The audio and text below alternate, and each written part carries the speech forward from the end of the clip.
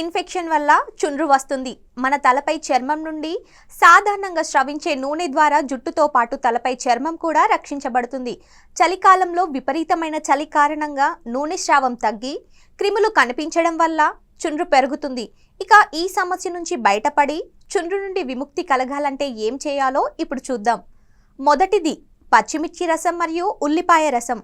పచ్చిమిర్చి రసాన్ని గ్రైండ్ చేసి దానితో సమాన పరిమాణంలో ఉల్లిపాయ రసాన్ని కలిపి తలకు పట్టించాలి. ఎండబెట్టిన తర్వాత మీ జుట్టును దువ్వండి. అప్పుడు తెలుస్తుంది ఎంత ప్రభావం చూపించిందో. రెండవది బీట్రూట్ రసం మరియు ఉల్లిపాయ రసం. బీట్రూట్ చుండును నియంత్రిస్తుంది. దీని రసాన్ని తీసుకొని ఉల్లిపాయ రసంతో కలిపి తలకు పట్టించాలి. 20 నిమిషాల తర్వాత మీ తలను కడగాలి. ఇక మూడవది యాపిల్ రసం మరియు ఉల్లిపాయ రసం.